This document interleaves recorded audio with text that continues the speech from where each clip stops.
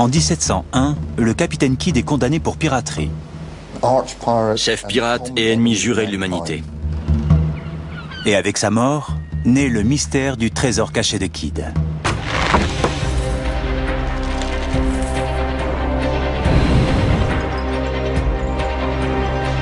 Kidd était le seul pirate à avoir vraiment enterré son trésor.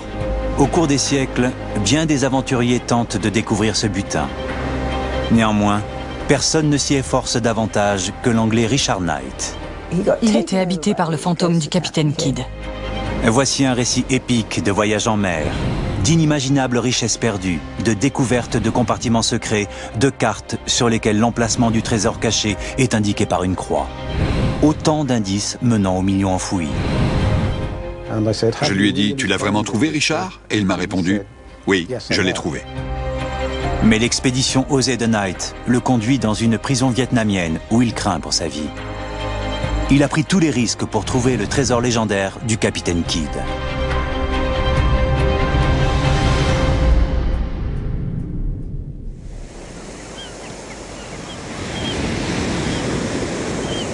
Richard Knight est un chasseur de trésors inhabituel. Il est né dans une paisible cité anglaise du littoral, mais il n'est pas destiné à mener une vie conventionnelle et calme. C'était un personnage curieux, différent de la plupart des gens de notre époque. Le genre que l'on pouvait rencontrer au XIXe siècle, mais pas au XXe, et encore moins de nos jours.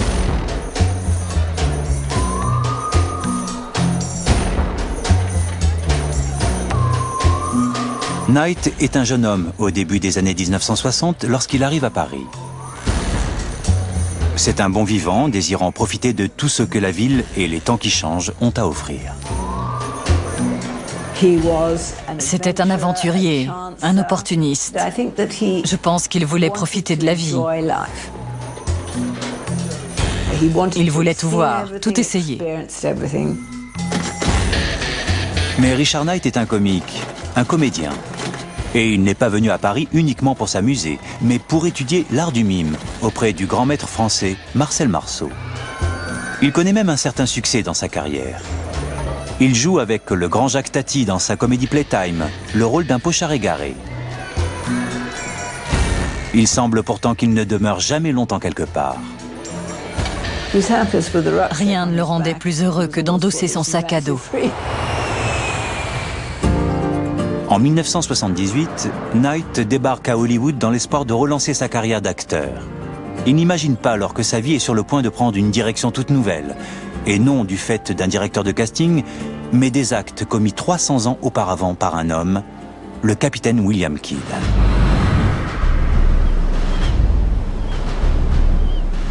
Et tout à coup, il devient habité par le fantôme du capitaine Kidd, un autre opportuniste, d'une époque plus ancienne. Et je crois que c'est ça qui est arrivé à Richard. Il est devenu obsédé par le spectre du capitaine Kidd. Richard Knight est un lecteur avide, et les ouvrages de la bibliothèque de l'Université de Los Angeles le plongent de plus en plus dans l'extraordinaire histoire de l'infâme pirate. Une histoire d'épreuves et d'infortunes pleine de surprises.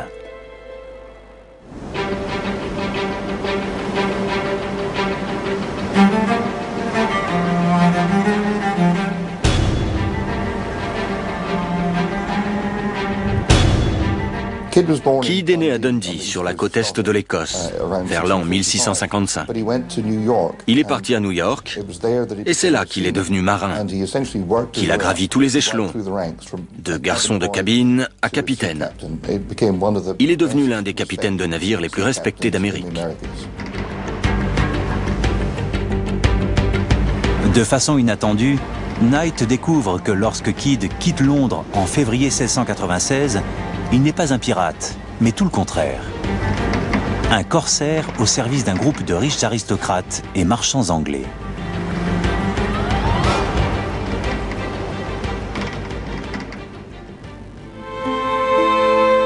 L'économie prospère de Grande-Bretagne repose largement sur le commerce avec l'Inde. Les navires de la compagnie britannique East India font de gros profits. Mais la compagnie a un problème grandissant. Les pirates. Le désastre survient lorsque le chef pirate anglais, le capitaine Avery, se ligue avec d'autres capitaines pour attaquer le convoi du Grand Moghol d'Inde.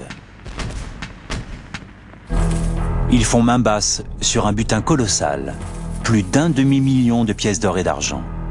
Furieux, l'empereur moghol riposte. Son armée attaque la compagnie et il menace également de mettre un terme au commerce anglais en Inde.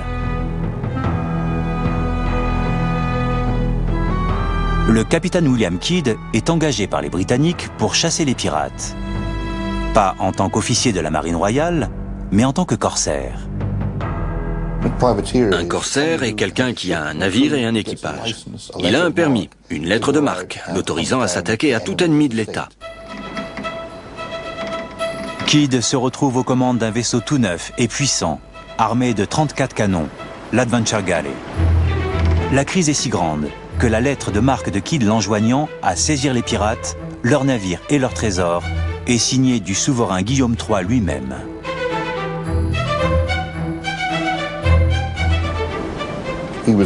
C'était un capitaine très respecté, dur et chevronné. Il pensait qu'il avait les compétences, le vaisseau et l'expérience pour mener à bien sa mission. Kidd a aussi un bonus. L'Angleterre étant en guerre avec la France, il peut donc s'en prendre à tous les navires français qui croisent sa route. C'est un capitaine Kidd sûr de son fait qui met les voiles, persuadé que sa part des navires et trésors capturés fera bientôt de lui un homme très riche. L'équipage aussi est empressé. C'était en fait l'une des opportunités les plus lucratives qu'avaient ces gens vers la fin du XVIIe siècle. L'équipage n'est pas payé. Sa rétribution est une part des vaisseaux et des cargaisons prises. Un système appelé « pas de prise, pas d'argent ». L'expédition de chasse de 18 mois du capitaine Kidd est censée rapporter entre 500 et 3500 livres à chaque homme d'équipage, alors que les gages d'un matelot de la marine marchande s'élèvent tout juste à 45 livres par an. Un marin moyen pouvait en fait se faire une petite fortune avec une bonne prise. Sa part pouvait suffire à lui permettre de monter son affaire. Il pouvait acheter une taverne, une ferme. C'était surtout le seul moyen d'empocher le pactole pour les marins vers la fin du XVIIe siècle.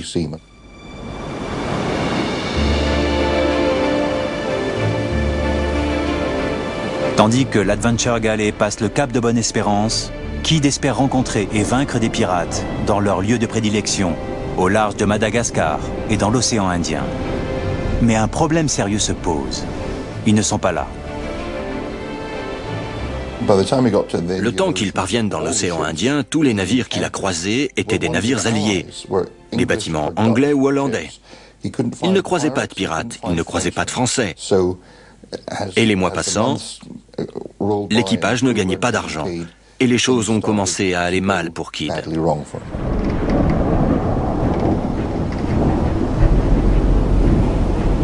Au terme des 18 mois prévus, pas un seul bateau pirate ou une prise française d'importance n'est capturé. L'équipage en révolte veut s'en prendre au prochain vaisseau qui passe, quel qu'il soit. L'équipage veut devenir pirate. Quand l'équipage sait qu'il ne gagnera de l'argent qu'en s'en prenant à d'autres navires, il a tendance à attaquer des vaisseaux qu'il ne devrait pas. L'Adventure Galley est en mer depuis 2 ans sans grand résultat. L'équipage a décidé de torturer les prisonniers de bateaux arraisonnés pour savoir où est caché le butin. Des rapports accablants provenant de ports d'Afrique du Sud, où ces vaisseaux se sont réfugiés, commencent à parvenir à Londres et à New York. Le capitaine se retrouve avec l'étiquette de pirate, ce qui implique sa condamnation à mort au bout d'une corde.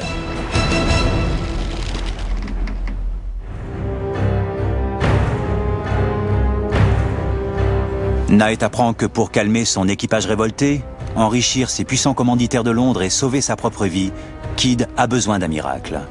Un grand navire, pirate ou français, chargé à rabord.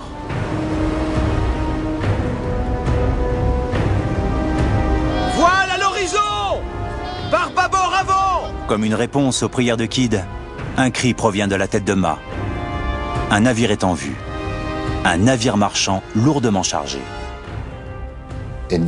En janvier 1698, il a touché le jackpot.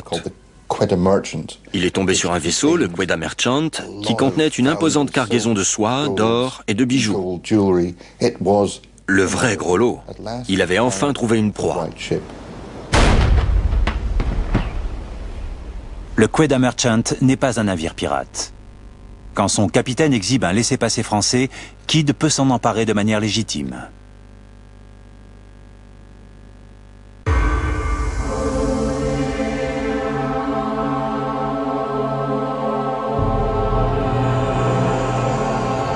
Les richesses du Quedagh Merchant sont bien répertoriées. À son bord se trouvent des kilos d'or, d'argent et de bijoux en plus de ballots de soie fine et d'opium. Pour une valeur de 400 000 livres de l'époque, soit 60 millions de livres de nos jours. La chasse au trésor de Kidd est achevée. Il peut désormais rentrer à New York en triomphe pour laver la tache qui ternit sa réputation. Il est devenu un pirate. Mais ce qui semble être le salut de Kidd va devenir un désastre.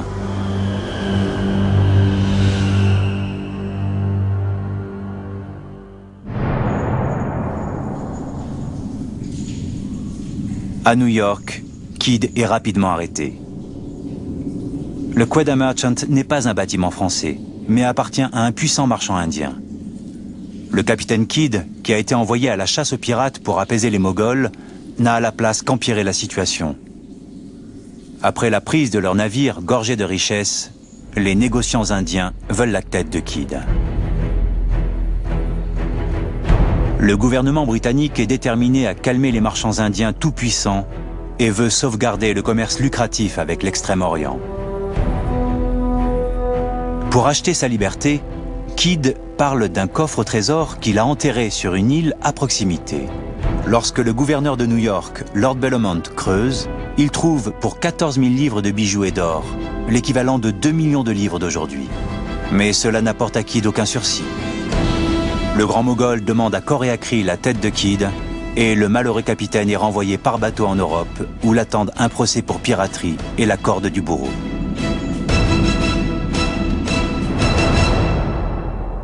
Ce n'était pas un procès ordinaire, il ne s'agissait pas de justice. Il s'agissait de châtiment. Son nom était tellement sali que tout le monde croyait que Kidd était un pirate.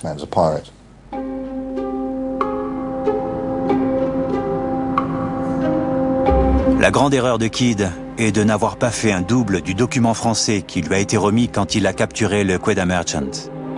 Sans lui, il ne peut prouver qu'il s'est légitimement emparé du navire. Au procès, alors qu'il en a grand besoin, ce laissez-passer français demeure introuvable. La preuve cruciale, le laissez-passer français prouvant qu'il avait agi de façon légitime, avait mystérieusement disparu. Alors il s'est retrouvé abandonné à son triste sort. Et Kidd n'est pas seulement jugé pour piraterie. Afin de s'assurer qu'il finisse au bout d'une corde, il comparait aussi pour meurtre. Alors que Kidd luttait pour contenir les envies de piraterie de son équipage rebelle, un incident fatal s'est produit. L'Adventure Galley a croisé un navire hollandais, donc allié de l'Angleterre, et comme Kidd a refusé de l'attaquer, l'équipage a failli se mutiner. Le canonnier était le meneur d'un groupe de mutins qui voulaient capturer et piller le navire. Kidd en est venu aux mains avec ce canonnier. Dans sa rage, Kidd s'est saisi d'un seau cerclé de fer et en a asséné un coup au canonnier vindicatif. Le coup l'a touché à la tête et il a perdu connaissance. Kidd a étouffé la mutinerie, mais le lendemain, le canonnier est mort. Tuer un canonnier n'est pas un acte normal pour un capitaine de vaisseau.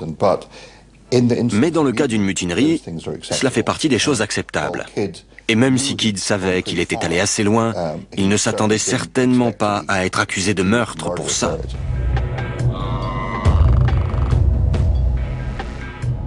Au tribunal, 2 anciens matelots de Kidd sont amnistiés en échange d'un témoignage contre le capitaine. Il déclare sous serment que l'agression fatale du canonnier était un meurtre prémédité.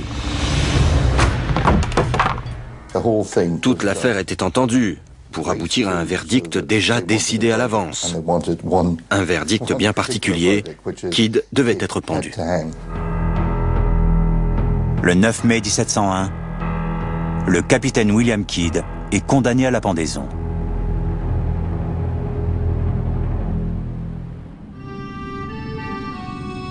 Dans une tentative désespérée pour échapper à son sort, il joue ce qu'il espère être une carte maîtresse.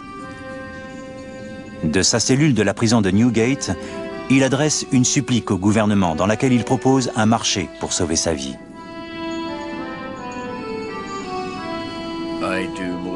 J'espère très humblement que vous serez heureux d'annoncer à l'honorable Chambre des communes qu'au cours de ma dernière expédition dans l'océan Indien, j'ai caché des biens et un trésor d'une valeur de 100 000 livres sterling dont je souhaiterais laisser le bénéfice au gouvernement. Kidd prétend qu'il a caché un deuxième trésor encore plus important, d'une valeur de 15 millions de livres de notre époque, et qu'il serait prêt à l'échanger contre sa vie. C'est l'étincelle qui a embrasé l'intérêt de nombreux chasseurs de trésors. C'est avec cette lettre que naît la légende du fabuleux trésor enfoui du capitaine Kidd. Il veut tellement convaincre qu'il accepte d'être pendu si le trésor n'est pas trouvé. Si je faillis en cela, je ne désire aucune faveur, si ce n'est d'être exécuté selon la sentence prononcée à mon encontre. Messieurs, votre humble et infortuné serviteur, William Kidd. Le gouvernement, toutefois, risque de perdre bien plus qu'une énorme fortune. Tout le commerce avec l'Inde. Il ne mord pas à l'hameçon.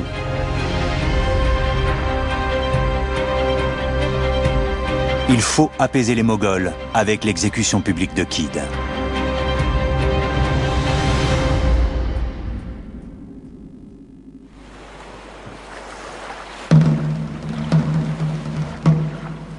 Selon les lois de l'amirauté, le capitaine Kidd est conduit dans le quartier de Wapping, à Londres, sur l'estran d'une rive de la Tamise, où il doit être pendu.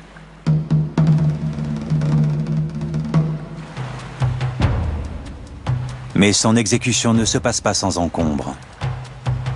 Lorsqu'il est poussé de l'échelle, la corde se rompt.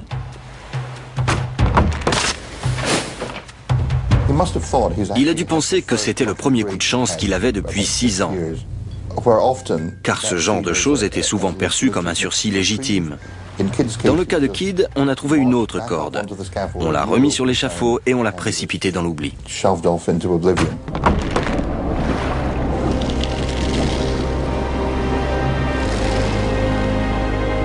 Cependant, l'amirauté considère que seulement prendre les pirates n'est pas assez dissuasif. La dépouille de Kidd est enchaînée à un poteau dans la Tamise jusqu'à ce que la marée l'ait recouverte 3 fois. Puis son corps, enduit de goudron, reste plus de 2 ans suspendu à un gibet à l'entrée de l'estuaire de la Tamise, en guise d'avertissement aux marins de passage du sort réservé aux pirates.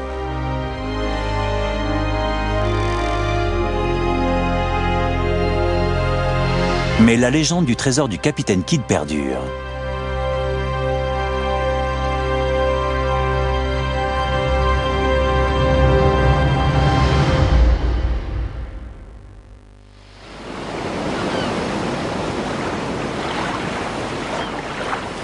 Plus de 300 ans après, à Santa Monica, sur la côte sud de la Californie, Richard Knight est obsédé par le mystère du trésor enfoui de Kidd. Et il est bien décidé à le retrouver.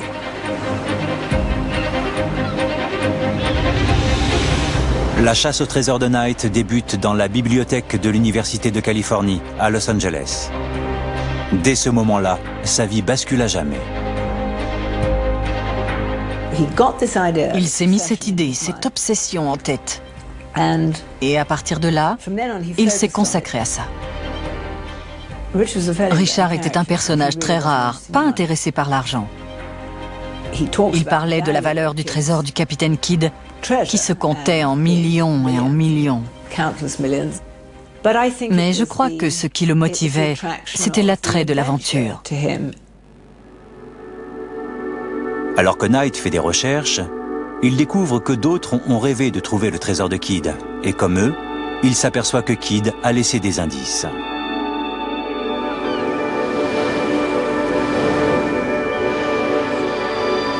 La piste au trésor de Kidd commence en 1929, sur la côte sud de l'Angleterre, à Eastbourne. C'est la ville natale d'un célibataire entre deux âges, Hubert Palmer. Un notaire à la retraite qui adore collectionner les reliques de pirates. Un jour de 1929, il est entré en possession d'un vieux bureau en chêne qui, à ce que l'on disait, avait jadis appartenu au capitaine Kidd. Il comportait une plaque de cuivre fixée sur le devant. William Kidd, Adventure Galley, 1696. Un jour, alors qu'il est à son bureau en train d'écrire, Palmer s'appuie dessus un peu plus que d'habitude. Et une glissière se brise. Quand Palmer l'a examiné, il a vu au bout une toute petite encre imprimée sur de la cire. Il s'est dit qu'il devait y avoir quelque chose dans cette glissière. Il a soigneusement ôté la cire du bout et à l'intérieur, il a trouvé un tube de cuivre.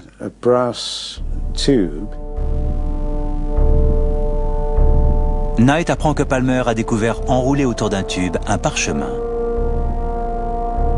C'était une carte. Une carte au trésor.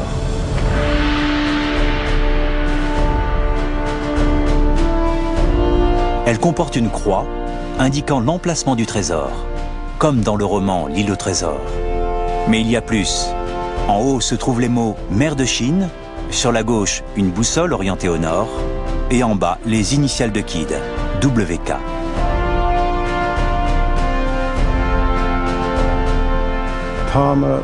Palmer a aussitôt soupçonné que c'était probablement l'endroit où était caché le trésor de Kidd.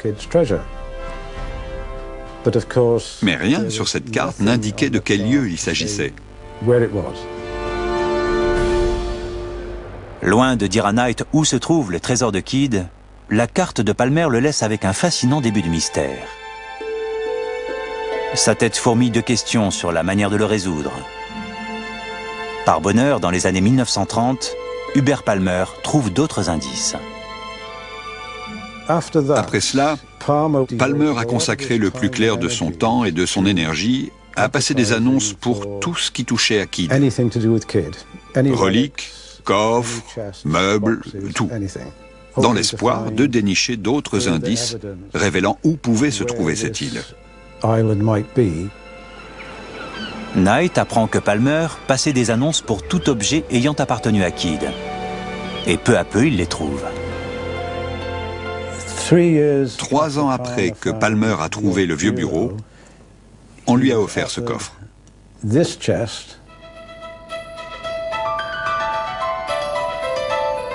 Ce coffre provient d'un courtier maritime, le capitaine Morgan, qui se prétend le descendant de l'illustre flibustier Sir Henry Morgan.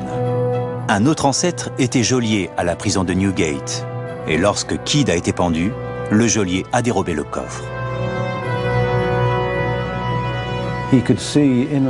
Sur du cuivre incrusté sur le haut du couvercle, on voit un crâne et 2 tibias croisés et la lettre K. En ouvrant le coffre, Palmer a été stupéfait de voir à l'intérieur, fixé sur un double fond, un crâne de plâtre posé sur une Bible de plâtre.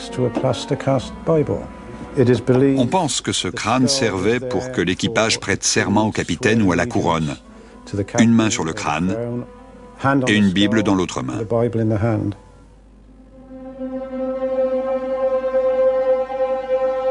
Hélas, le double fond est vide. Mais il y a autre chose de bien mystérieux.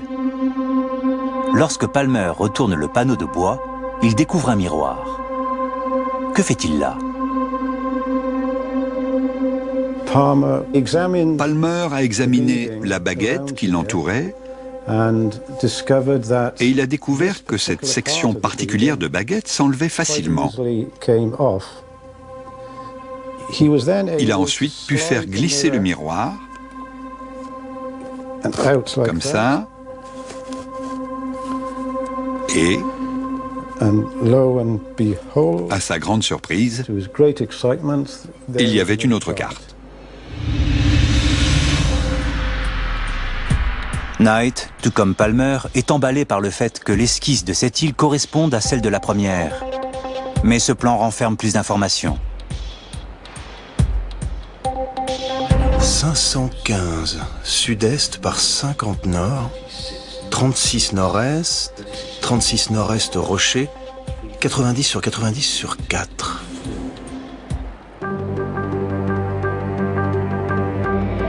Knight est désormais convaincu qu'il s'agit des indications menant au trésor. Mais hormis l'indice mer de Chine, il n'a aucune idée de l'endroit où se trouve l'île. Ni latitude, ni longitude. Il lui faut plus d'informations.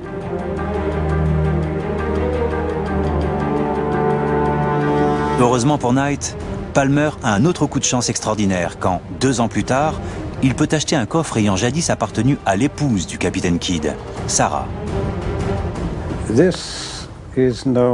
Ceci est le coffre à ouvrage de Sarah Kidd. Il y a une plaque de cuivre incrustée sur le dessus qui dit « Coffre de William et Sarah Kidd, 1699 ».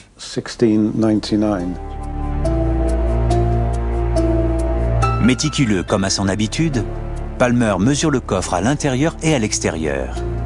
Il y a une divergence, ce qui l'amène à suspecter la présence d'un compartiment secret dans le socle. Palmer a découvert sur les bords qu'il y avait 2 ou 3 vis ou clous dissimulés dedans.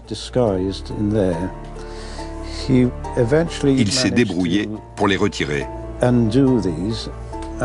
Et il a réussi à enlever cette partie de baguette. Et cela a révélé la présence d'un compartiment caché dans le socle. Il a farfouillé dedans et a trouvé un parchemin comportant une nouvelle carte.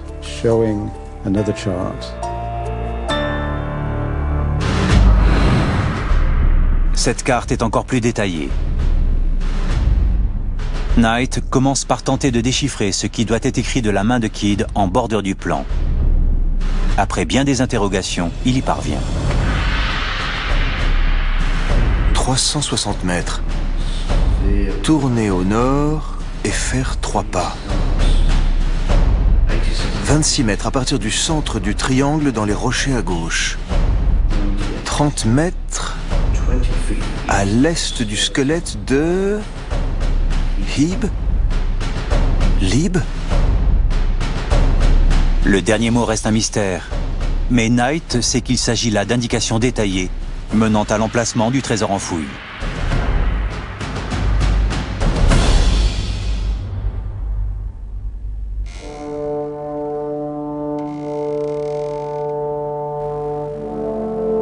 Fait crucial, cette carte indique aussi la latitude et la longitude. Knight a maintenant ce qui lui manquait, un moyen de localiser l'île. Mais il y a un pépin. La longitude est en partie illisible.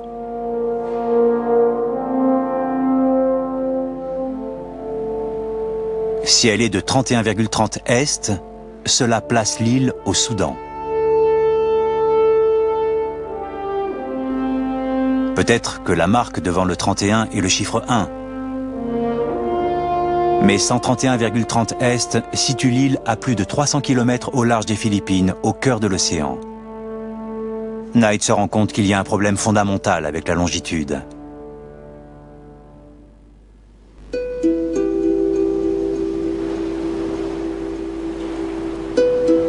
Les cartes modernes que Knight étudie ont pour méridien d'origine le méridien qui passe par l'observatoire de Greenwich, à Londres. Puis, il réalise que les cartes de l'époque du capitaine se référaient à d'autres premiers méridiens.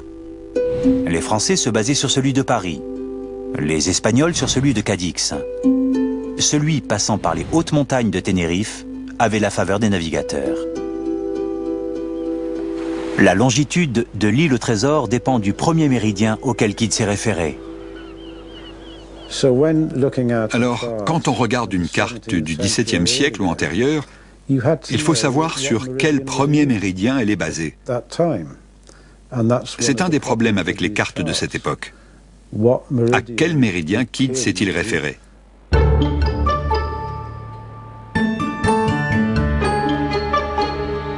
Richard Knight commence à étudier des atlas allant du XVIe au XVIIIe siècle.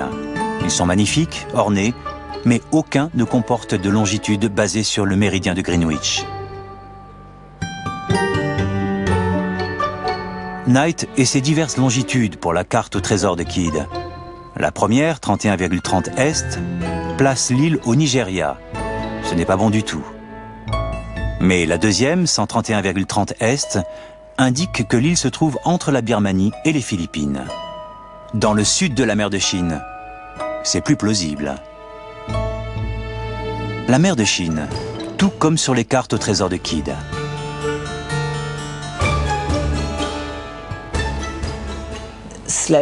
Petit à petit, il s'est fait à l'idée qu'il avait résolu ce mystère que personne n'avait percé.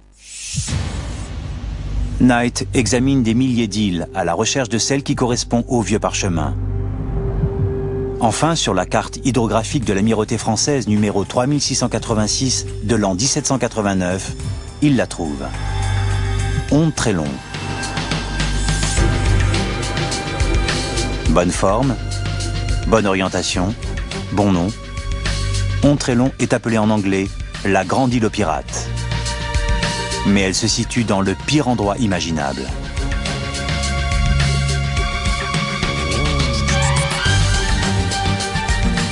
Ontrellon est dans les eaux territoriales d'un pays qui, après une longue guerre rageuse contre les États-Unis, est hostile aux Occidentaux. Le Vietnam communiste.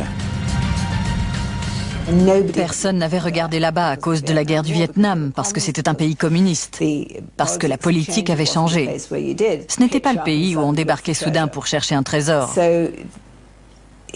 Alors il a décidé qu'il serait celui qui allait braver tous les dangers et prouver au monde que sa théorie était juste.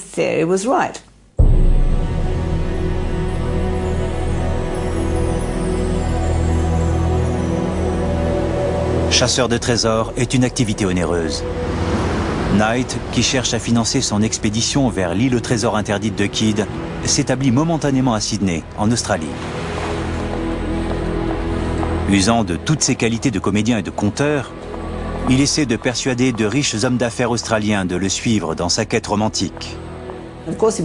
Bien sûr, il était sans cesse en quête de partenaires financiers. Alors il ciblait des personnages extraordinaires, allait les voir, essayait de les persuader de le suivre dans cette folle aventure. Petit à petit, Richard Knight parvient à réunir un petit groupe pour financer son rêve de chasse au trésor. Mais son charme ne convaincra jamais le gouvernement vietnamien de le laisser entrer dans le pays. Il lui faut donc une couverture. Pour expliquer le besoin d'un détecteur de métal sans éveiller les soupçons, Knight et ses partenaires décident de demander par courrier la permission officielle de prospecter des minerais. Sur une lettre à en-tête d'une compagnie minière australienne, ils adressent leur demande qui se termine par « En espérant que vous donnerez une suite favorable à notre demande, car nous pensons qu'elle pourrait revêtir un intérêt considérable et un bénéfice potentiel pour la République socialiste du Vietnam. » Ça ne marche pas. Les Vietnamiens ne répondent pas.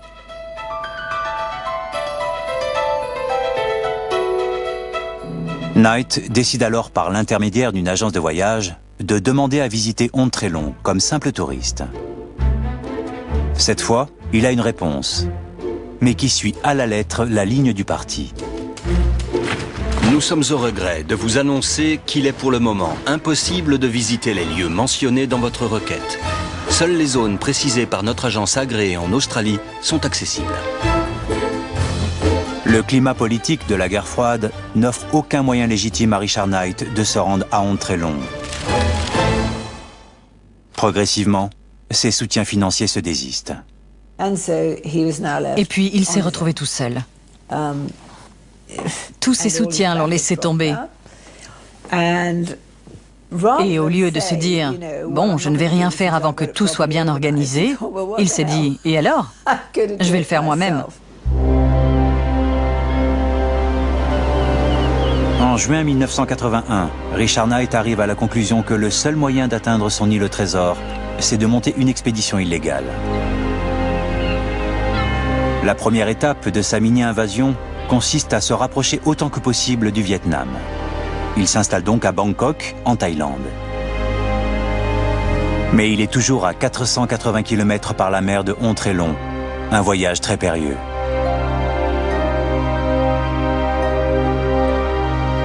Trouver un bateau qui soit assez grand mais qui passe assez inaperçu pour le déposer au plus près de Hon Tre Long s'annonce hasardeux. En outre, il doit trouver un équipage volontaire. Je pense que Richard avait du mal à persuader des gens normaux, des gens sensés de le suivre à cause de son côté nonchalant. Un jour, il était là, le lendemain, il disparaissait. Ces gens lui reprochaient son manque de rigueur. Alors, il jetait son dévolu sur des gens moins ordinaires, comme lui.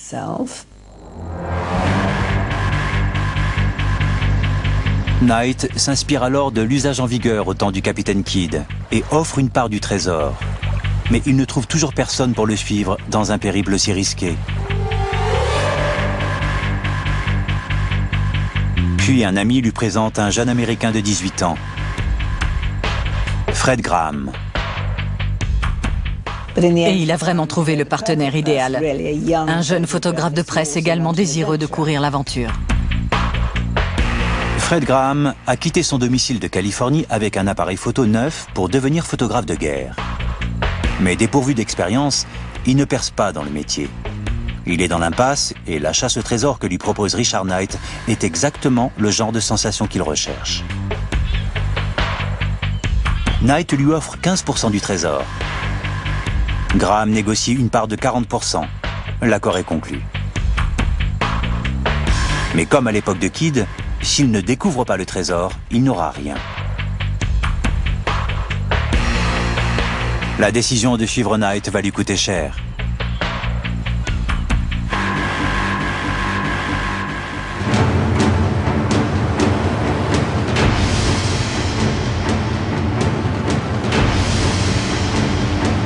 Deux jours plus tard, vers la fin mai 1983, Knight et Graham sont gonflés à bloc, alors qu'ils cinglent dans le golfe de Thaïlande. Knight a persuadé un équipage local de les embarquer, et les voilà lancés dans l'aventure pour déterrer le trésor légendaire du capitaine Kidd. Il leur faut plusieurs jours et plusieurs nuits pour atteindre l'île que Knight a identifiée dans les vieilles cartes. Mais la fortune semble leur sourire.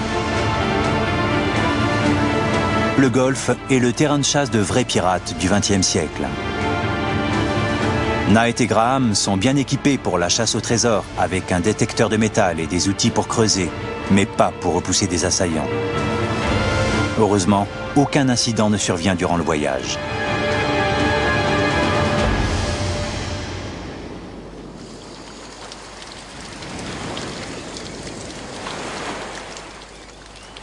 Après 10 jours en mer, Knight et Graham arrivent sur leur île au trésor.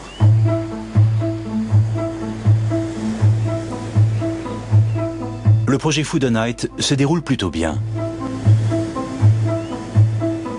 Tout est calme et Knight décide d'attendre les premières lueurs de l'aube pour déterrer le trésor du capitaine Kidd. Après tout, il est enseveli depuis plus de 300 ans. Alors il peut certainement attendre une nuit de plus.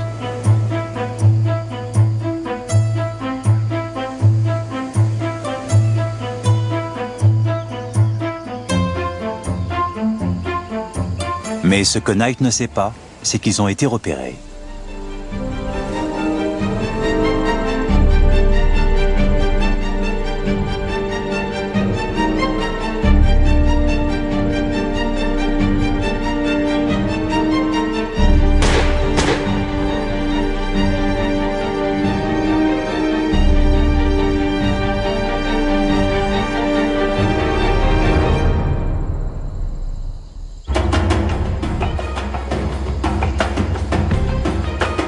Les Vietnamiens interrogent sans relâche Richard Knight. Qui êtes-vous? D'où venez-vous? À quoi sert cet équipement? Toutes les réponses relatives à la chasse au trésor sont accueillies avec mépris. Les autorités sont convaincues qu'il est un espion américain de la CIA impérialiste.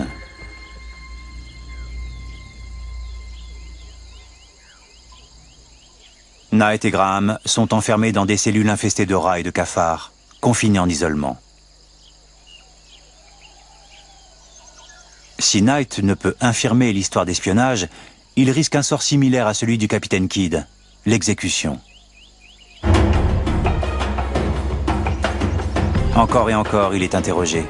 Encore et encore, il doit signer une déposition.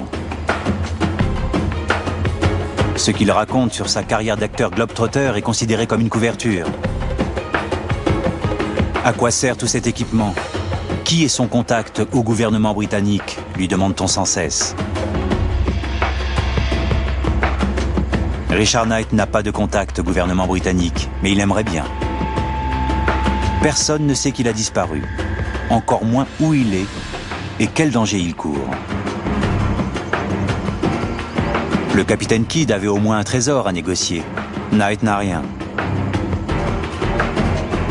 Plus d'une fois, lorsque des miliciens viennent le chercher dans sa cellule, Knight pense qu'il va être exécuté.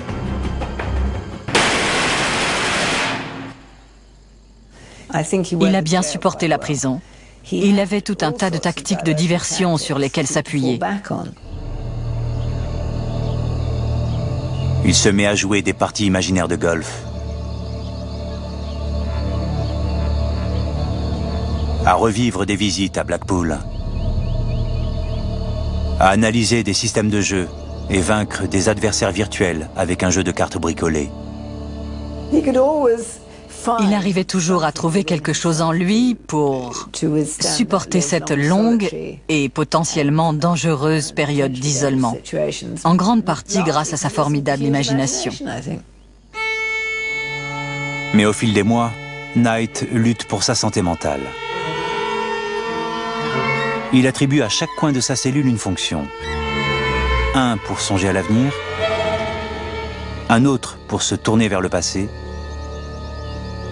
un pour prier, un autre pour jouer la comédie. Mais au bout de 4 mois, sans le moindre contact avec les gouvernements américains ou britanniques, il semble qu'il n'en sortira jamais vivant.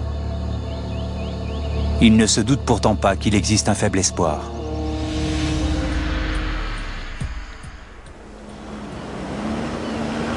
Avant de partir dans cette malheureuse chasse au trésor, le jeune Fred Graham s'est arrangé à bon escient pour qu'une lettre soit envoyée à son père s'il n'était pas de retour dans les 30 jours.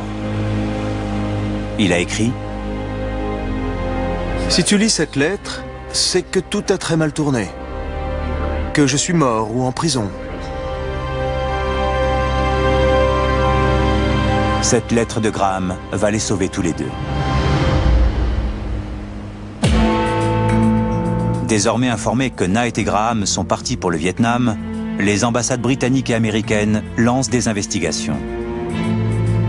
Le ministre d'État du Bureau des Affaires étrangères, Richard Luce, également député de la circonscription des Knight, écrit à sa mère. Soyez assurés que l'ambassade va continuer à faire pression sur les Vietnamiens afin de savoir où votre fils est détenu. L'action diplomatique aboutit. Les Vietnamiens reconnaissent qu'ils ont arrêté Knight et Graham pour violation du territoire de la République socialiste du Vietnam et qu'ils sont emprisonnés. Désormais, ce sont les Vietnamiens qui jouent aux pirates, en demandant une rançon de 10 000 $ pour chaque prisonnier. Mais ni le gouvernement britannique, ni le gouvernement américain n'acceptent de payer. Le gouvernement britannique ne paierait pas une rançon. Il s'en tient toujours à « si nous payons, nous créons un précédent ». Le 17 mai 1984, Fred Graham est libéré. Il rentre aux États-Unis. Il a perdu 18 kilos. En Californie, sa famille et ses amis ont réuni la somme, limitant ainsi sa captivité à moins d'1 an. Le malheureux Richard Knight demeure en détention.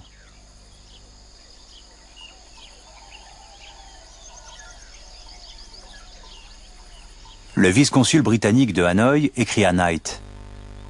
Je sais que la libération de Fred Graham doit vous rendre très déprimé. Mais je vous en prie, soyez assurés que votre mère et vos amis font tout leur possible pour réunir l'argent afin de payer votre amende. Plus d'1 an après sa capture, il n'en réunit que 2000 $. Il en manque 8000. Knight languit en prison durant les mois de juin et juillet. Puis en août, le consul britannique lui écrit pour lui annoncer qu'il vient de bénéficier d'un extraordinaire coup de chance.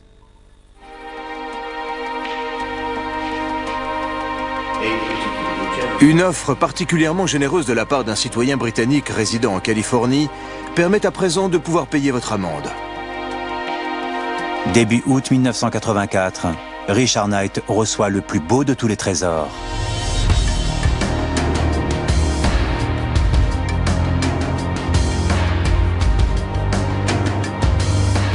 Sa liberté.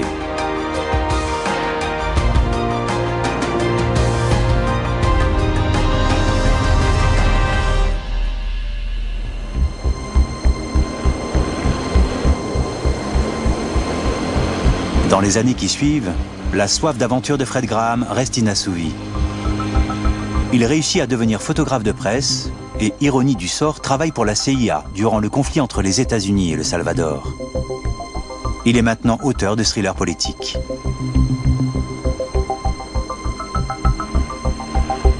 Mais Richard Knight n'a jamais cessé de chercher le trésor. Il ne semblait pas regretter d'avoir fait ça, ou de s'y être pris de manière écervelée. Il a toujours poursuivi ce rêve.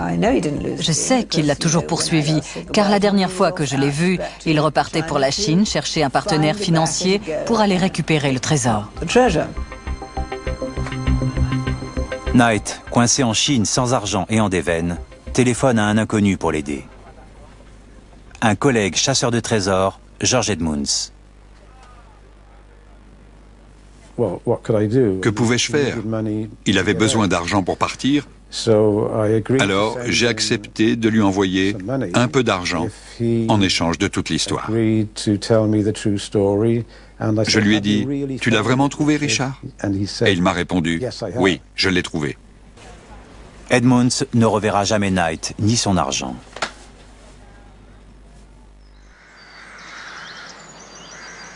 Richard Knight meurt à Carlisle, dans le nord de l'Angleterre en 2002. Alors, quelle est la véracité de l'histoire du légendaire trésor du capitaine Kidd? Il ne fait aucun doute qu'il a enterré un coffre contenant 14 000 livres, qui a été déterré à l'époque sur ordre de Lord Belmont, gouverneur de New York. Mais qu'en est-il de l'affirmation de Kidd concernant les autres 100 000 livres enfouis? La question est, pouvait-on faire confiance à 100% à Kidd sur la somme totale d'or et de bijoux qu'il avait amassés et enterrés? Le capitaine Kidd entendait-il vraiment mener une expédition pour trouver un fabuleux butin caché? Ou ce trésor n'était-il qu'une ultime tentative désespérée de sauver sa vie? Prévoyait-il une fois en mer de tenter une évasion audacieuse? Je serais très surpris si on trouvait un trésor, si un quelconque trésor du capitaine Kidd était mis au jour. Je crois que Lord Belmont est parvenu à mettre la main sur tout le magot.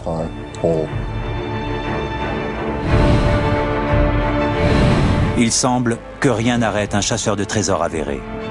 Pour George Edmunds, même le plus noir nuage a sa frange d'or. Il pense qu'il a correctement déchiffré les cartes au trésor de Kidd. Les cartes mènent à un trésor, mais un trésor qui n'a rien à voir avec Kidd.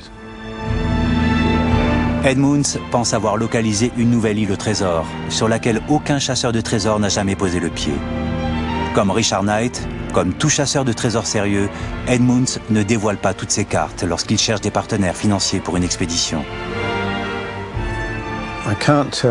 Je ne peux pas vous dire où se trouve cette île, car c'est le résultat de 8 années de recherche intensive.